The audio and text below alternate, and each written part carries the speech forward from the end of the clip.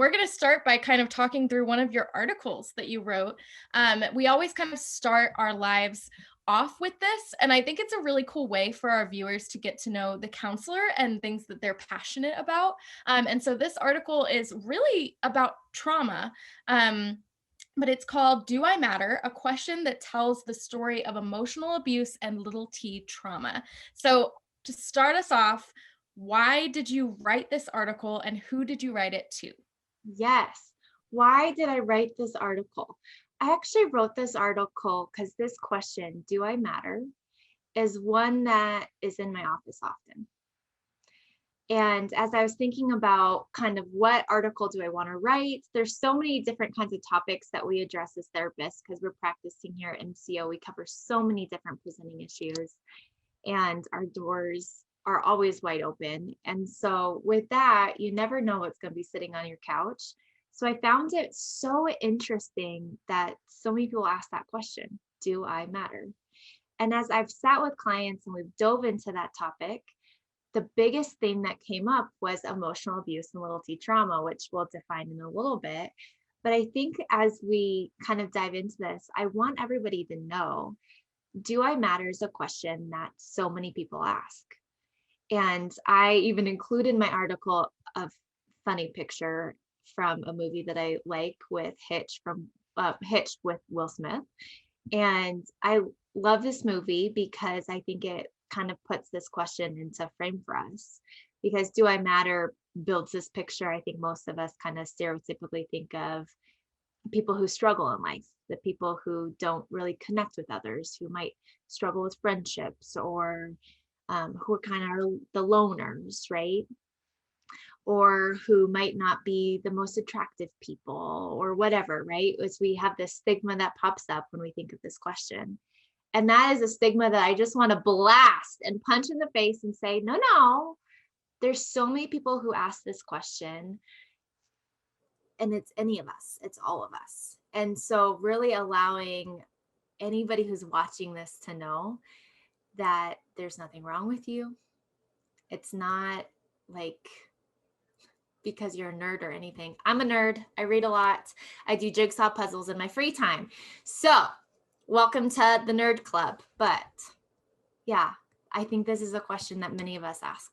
So, why might someone be wondering, do I matter? Why does that question even come up in the first place? Yeah, it is a question that is one of those soul aching questions. For you to wonder, do I matter? I'm putting myself into that place right now as I think, where would I have to be to ask that question? Do I matter? Oh, and I really can only empathize and feel it to my core, because this is a question that people wonder about because they feel it. They feel it to the middle of who they are. It's an identity question. Do I matter? Right? If you think about asking yourself that question, and, I don't want to put anybody on the spot who's watching, but do I matter is usually one of those ones that come with a lot of tears, with a lot of heartache, a lot of anger. And it's a question that doesn't just pop into their brains. It's a question that they have carried with them for a lifetime. Right? So usually, and I see people who, my teenagers are in this room with me, or the young adults, but I also have the grandmas and the grandpas and the parents. And every generation of clients that I see, right, whole span of life, has sat in this room and have asked me the same question. Do I matter? And to think about wondering about that, to think to yourself, do I matter? It is very much, it's to the core of who you are. There's a sense that you don't, and that's why you ask it. That's good. Yeah. And I mean, it's hard. I mean, I feel like I have found myself asking that question before. And you kind of like lead it back to trauma. So I would love if you could just go ahead and define just generally, like, what is trauma? Yeah. I said this in one of our last videos, Tori, and so I don't want to be repetitive, but I think that I still hold to it. It's just part of who I am. Hey, there's some people who are tuning in who weren't here last time. So Yeah. say it again. Go for it. Or you're just going to get an Alyssa-ism and you're going to quote me for life. Right. Yeah. Find out. We love it. To define trauma, it's really dependent on who you are. And I think as clinicians, I can go with the textbook answer. I don't really like in this space as I'm sitting with clients who say, do I matter? Textbook answers aren't going to fix anything. And so when I think about trauma, I think about it's completely up to your experience, and you are the only one who gets to tell me if it was traumatic or not. Right? We have people who've been in car accidents or who survived Hurricane Katrina or who have been in COVID and are working in the hospitals and seeing people die every day, right? As I sit with you, it completely depends on your story and your experience to tell me if it was traumatic or not. Right? I have a twin sister. I don't know if most people know this about me, but her and I will sit down and I'll say, Jen, her name's Jen. I'll say, Jen, you know, when we went through that as kids, I was messed up for life. And she's over there like, I don't even remember what you're talking about. Right? So our personalities play a role with this, kind of our own temperaments, developmental stages. And so to define trauma, I really would rather push in and ask you, do you think what you went through is traumatic? With that said, Tori, I'm pretty sure you're going to get specific and ask me to give examples of what like little T and emotional trauma is. So I'll go into a textbook answer because I think knowledge sets us free. The truth sets us free. Very much how Christ feels. And so it's both of those things is I can look at the general definitions, but I want to free people up to say, no, what I went through sucked. Yeah, that's so good. That's hard. I mean, for sure. It's a hard thing to define, I feel like, because it can only really be defined by the people who are experiencing it. You know, things that were traumatic to me, that people did to me, their intention may not have been to cause me trauma, but it caused me trauma, and I decide that. Yeah, Which is actually kind of freeing too, that there's not really a bound of like, okay, I didn't experience trauma unless this happened. It's kind of freeing to be able to just say, no, this really affected me, and I believe it was traumatic toward me. You know, that's freeing because, you know, that's the beginning of beginning to process that, is accepting that you experienced that. Yes. And oftentimes not how we're treated in relationships because intention is considered so much it that that intention weighs more than the impact it had. And so I think when I just want our viewers to know when you walk into therapy, it's not my job to tell you right, wrong, left, right. My job is to understand your experience and give you voice. And I think a lot of people need that. Yeah, yeah. So little T trauma, go into it. What is that? How do we compare little T trauma to just trauma? Yeah. So I'm going to go in reverse of that. Big T trauma would be what we think when we think about the clinical definition of trauma. This would be your big sexual abuse, the physical abuse, any kind of neglect, the things that you think of when you think of trauma, the things that we really see like in the movies, those really big moments. Right. And I think trauma was kind of defined during post-war, like as PTSD, you know, that kind of thing. Those big, huge things affected someone. Yeah. And some people, as we go through this, big T trauma can cause the effect in us to ask the question, do I matter? So I don't want to disqualify that experience from this conversation, but just giving voice and like Tori, like you said, I want to set people free to understand and have this experience of relief from watching this video and reading this article. So that's why I focus on little T trauma. Little T trauma are the things that people, when you're living it, don't necessarily recognize it as traumatic. Right. So I have a couple clients and I use this example with them is growing up, you might have had mom and dad who were married, who were middle class, who were provided for you. You always had food on the table. It was the American dream, 2.5 kids, which I never understand the half, dog, white picket fence, right? You always got a ride to school and you had money in the bank as like tuition for college, right? looks like you got it all, right? But at home, nobody asks you how your day was and what's going on with your best friend who you don't talk to anymore, or why you just go down the hall and slam your door and you don't come out for hours, right? That emotional engagement is missing, right? We call it attunement, is that moms and dads, right, usually know when something's wrong. Usually, I say usually because this would be a little T trauma, is when parents miss a tune. They don't know something's wrong, so they don't know to ask, right? And this isn't because of blame or it's their fault. It might just be they work really hard and they're not always there. Yeah, my next question was going to be, how do parents, guardians, loved ones, how can they, I guess, affect that little T trauma? How can they cause that? What role do parents really play in that like future realization that like, oh, I experienced this? Yeah. When I look at a parent, they're Sue Johnson, who's one of the creators of therapy we use.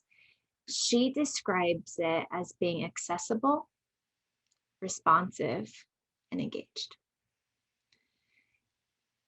Were your parents accessible? Were you able to reach out? Were they there for you?